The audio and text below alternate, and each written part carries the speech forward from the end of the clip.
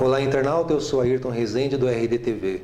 Hoje o assunto é eleições em Santo André e convidamos o candidato do PDT, Raimundo Salles, para fazer um balanço da sua candidatura colocada aqui em Santo André e ver quais são as suas propostas para a cidade de Santo André. Salles, obrigado por ter vindo aqui na redação do Repórter Diário para falar sobre o cenário eleitoral. Obrigado, Ayrton Rezende. Muito importante isso que eu denomino até um pouco de uma sabatina com todos os candidatos de forma democrática. Eu espero que todos venham aqui, que nenhum fale ou falte, né? Porque o Repórter Diário é um veículo importante, é um veículo que dá essa condição da gente estar conversando e falando com muitas pessoas. Agradeço a oportunidade. Quero dizer que a campanha começou muito legal, muito cheia de vida. Nós tivemos deferida ao nosso registro de candidatura, o que foi muito legal, muito importante, provando a minha inocência sempre.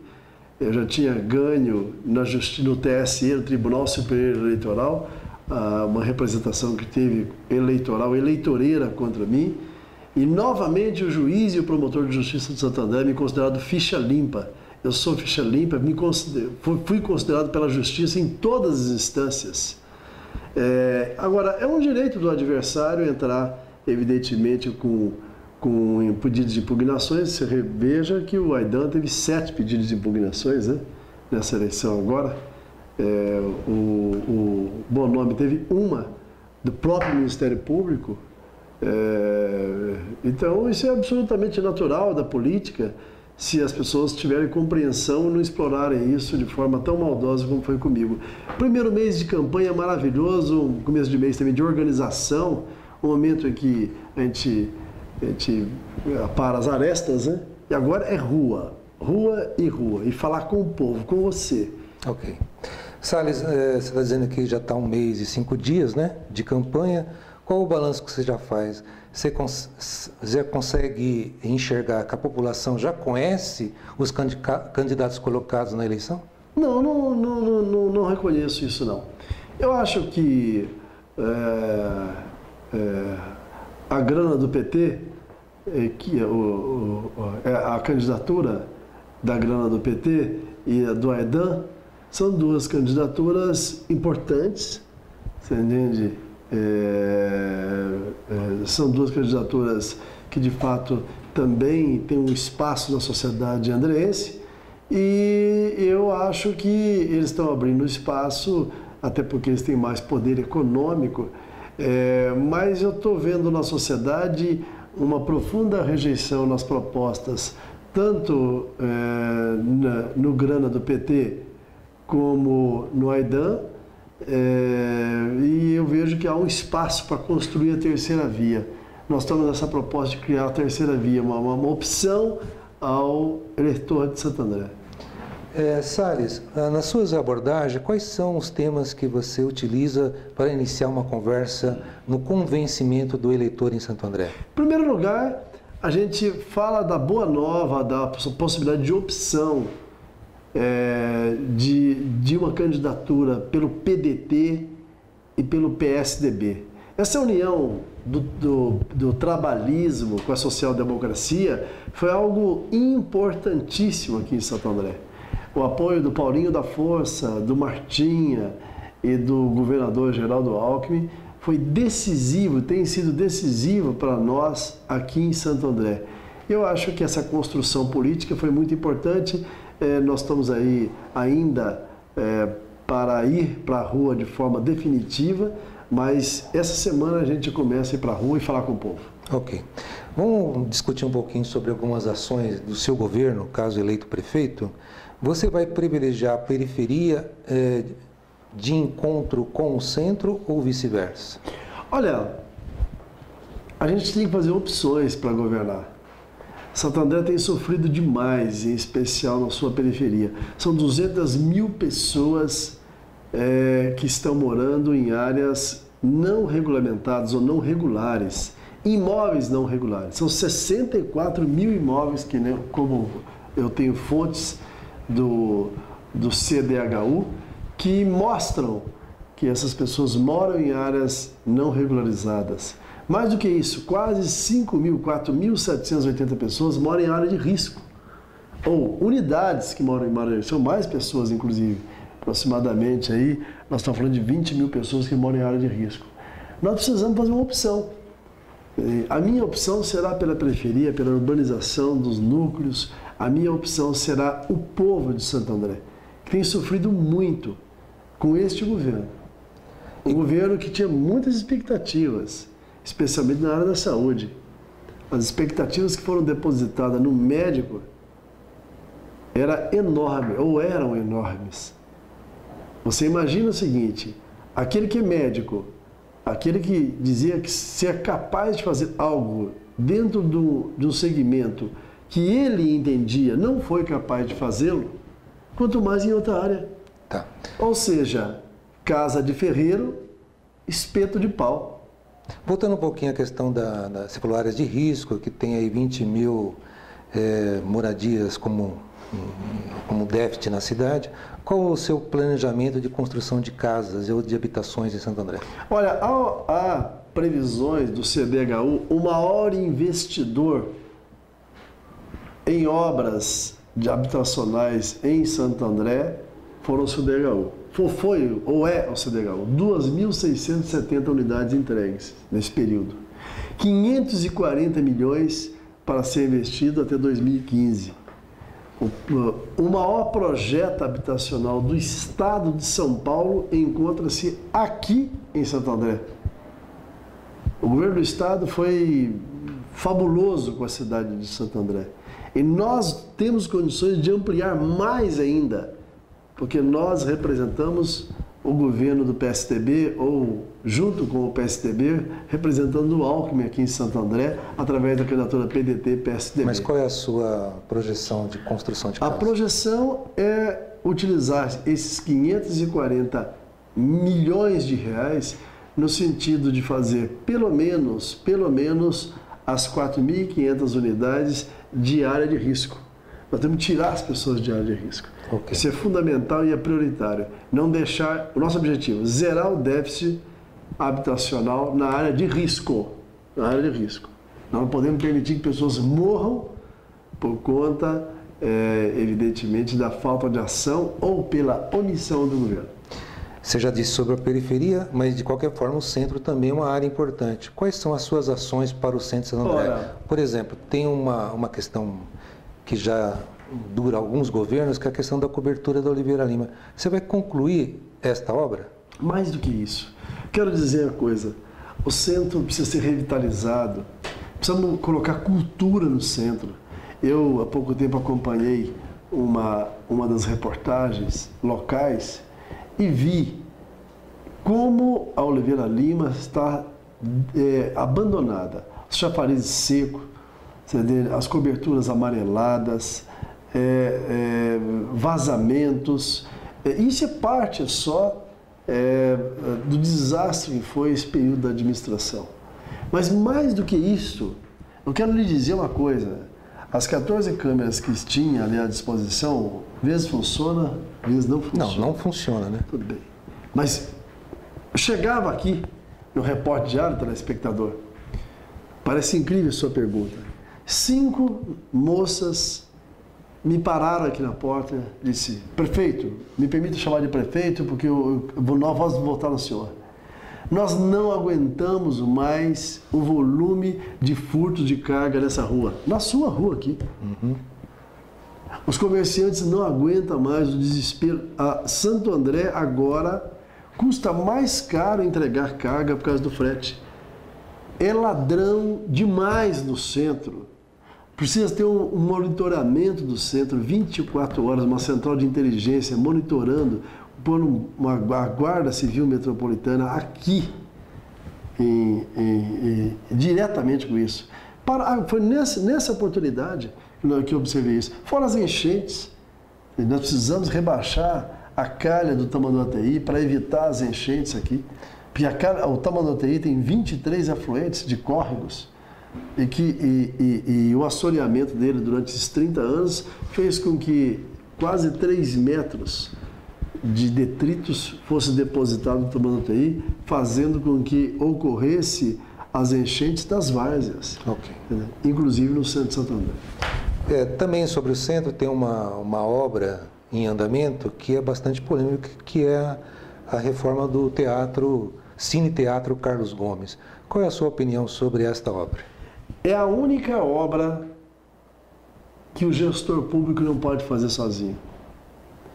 Cultura, a expressão cultural de um povo está justamente em ouvir os agentes culturais. Nós temos aqui o Conselho Municipal de Cultura, atuante ou não atuante, mas temos.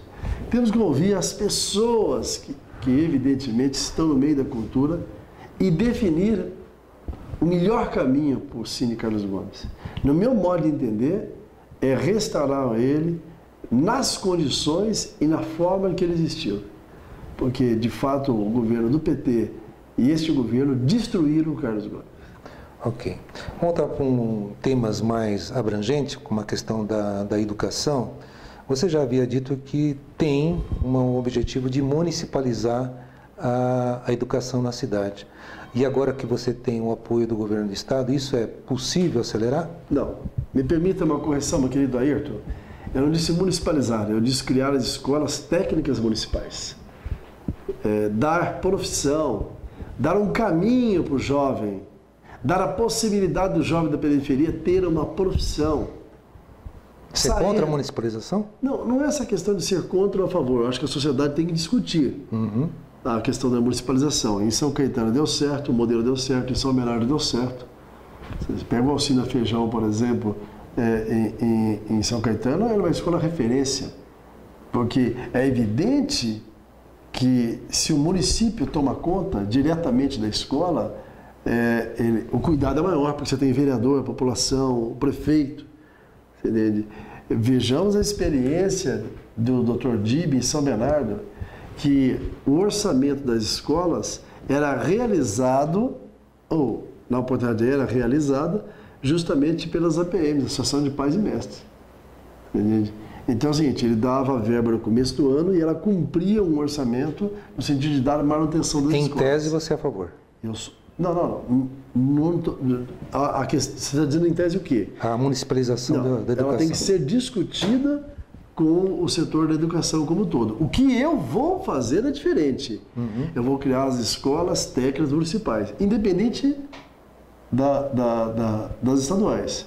Porque hoje as ETECs aqui em Santo André, em prédios próprios ou através de classes conveniadas, tem 2.600 alunos. E o ensino da ETEC é de primeira qualidade, até porque precisa fazer vestibulinho para entrar lá. Então nós estamos criando aqui em Santo André quase que uma eugenia, né? Os bons que fazem os ricos que fazem escolas públicas, privadas, caras, estão bem. Os de classe média, os desprovidos de recursos, que passam no cursinho da ETEC, fazem a ETEC. Tem uma oportunidade também de ter um ensino de qualidade. Entendeu? Os outros vão para o ensino, o ensino regular, com a progressão continuada e, evidentemente, com muita dificuldade de sair de lá com uma formação intelectual, moral e cultural. Okay. E técnica. Agora, é importante dizer que as ETECs não é da Secretaria da Educação. Ela é do Instituto Paula Souza. Então, ela tem mais mobilidade, ela tem mais capacidade de contratar ou demitir professores que, teoricamente, possam ser melhor para a educação. Então, você vai consultar a sociedade organizada para saber se vai ser... Independente disso, eu vou tomar a minha posição. Ok. São coisas diferentes. Eu vou fortalecer a parceria com as ETECs, credenciar mais escolas. Então, são coisas diferentes. Ok. Outro assunto também que é polêmico e sempre passa por qualquer eleição é a questão do transporte, né? Na sua gestão, como que vai ser a sua relação com as empresas de ônibus e se você vai subsidiar as passagens de ônibus e se vai ter o bilhete único? Bom, eu sempre fui, você é testemunha, o defensor do bilhete único e da integração do transporte. Quando todos se calavam, quando os governos passados, que o PT aqui não colocou bilhete único. O PT em Santo André não colocou bilhete único. Eu paguei um preço caríssimo por isso. Você é testemunha disso, telespectador. Quando eu defendi a possibilidade de colocar no bilhete único de Santo André e a integração do transporte, eu paguei um preço muito caro por isso. O fato objetivo é que a proposta permaneceu e aqueles que eram contra hoje defendem. Defenderam primeiro o bilhete intermunicipal, que era o problema do governo do estado. Aí ele metia o pau, mas não defendia, não tinha coragem de defender o bilhete único municipal. Esse eu defendo, não tem saída no meu governo, doa a quem doer. Nós vamos ter o bilhete único, tenha certeza disso. E a opção preferencial pelo transporte público, com corredores exclusivos, e certamente nós vamos ter um programa muito consistente na área de transporte coletivo. E a passagem, mesmo que não venha um bilhete único, você vai interferir na passagem, vai subsidiar ela ou não? Não se fala em subsidiar. O que existe aqui, no caso especificamente de Santo André, é algo equivocado. Hoje, na planilha dos custos das empresas de ônibus, está lá 3% de ICS. Entende? Só que, quando essa planilha é apresentada, o imposto está apresentado, ele é transferido diretamente para as pessoas. Então, eu vou baixar de 3% para 1%, como é Fortaleza, Rio de Janeiro e outros estados. Porque é um imposto que o empresário não paga. É o próprio usuário. É 100% repassado para o usuário. Então, é mais fácil cobrar o ISS do usuário. Porque na planilha está o imposto. Então, não tem sentido nenhum. Okay. Não é questão de subsidiar, é uma questão de desonerar. Eu vou desonerar as empresas. Outro assunto também que é em pauta durante as nossas reportagens, até com muitas reclamações, é sobre a questão de Paranapiacaba, que é um importante próprio da cidade, né, que deveria atrair bastante visitas de outras cidades, até de outros estados, e se colocou, de certa forma, até de fazer uma PPP para que aquilo lá fosse administrado sem os recursos da prefeitura. Qual é a sua opinião e qual é a sua ação frente a este assunto? Eu tenho um projeto lindo para Paranapiacaba. Em primeiro lugar, eu acho que a gestão administrativa de Paranapiacaba tem que ser de Santo André. Nós não vamos abrir mão de território. Mas eu acho que a gestão, vamos dizer assim, não administrativa, mas a gestão cultural de Paranapiacaba, ela tem que ser do consórcio intermunicipal. É a história do ABC. Ali é um museu vivo do ABC. Paranapiacaba tem mais a ver com Rio Grande da Serra, Ribeirão Pires, Mauá, quer dizer, quem está mais próximo de lá. Então, eu tenho um sonho que o consórcio abrace Paranapiacaba. Paranapiacaba é um patrimônio do todo ABC. Você acha que pode virar um território neutro? Não um território neutro, porque isso é impossível na Constituição. Do ponto de vista administrativo, é de Santo André. Santo André não vai perder território, permanecerá de Santo André. Mas do ponto de vista de interesse cultural... Pode ser administrado pelo consórcio? Acho que sim, agendas. Quer dizer, você não precisa fazer só o Festival do Cambuci, de Santo André, o festival... Você pode ter Ribeirão, de Rio Grande, de Mauá, ali uma beleza, uma maravilha. Mais do que isso, eu tenho o sonho de fazer uma gestão de transformar, ou de levar para Paranapiacaba uma unidade da Universidade Federal do ABC ligada ao meio ambiente. Eu gostaria que tivesse lá uma unidade de formação de pessoas ligadas ao meio ambiente. Ou seja, eu diria um núcleo de meio ambiente para Paranapiacaba. Ok. Salles, obrigado por ter vindo aqui na redação do Repórter Diário. Lógico que a gente ainda tem muitos assuntos a ser tratados, mas em outra oportunidade a gente toca em outros aspectos aí. Boa sorte na sua próxima caminhada. Obrigado, Ayrton Rezende. Obrigado, Repórter Diário, um jornal um dos mais acessados no site. Eu mesmo não passo nenhum dia sem acessar o site do Repórter Diário. Obrigado, telespectador, e acredito que esse é espaço livre para todos os candidatos virem aqui colocar suas ideias. Obrigado e peço o seu voto. Vote Salles 12 para mudar. Ok. Cara internauta, você viu um pouquinho aqui das propostas do candidato do PDT, Raimundo Salles. Se quiser ver mais vídeos relacionados às eleições ou sobre esta matéria, acesse o site repórterdiario.com.br e até a próxima.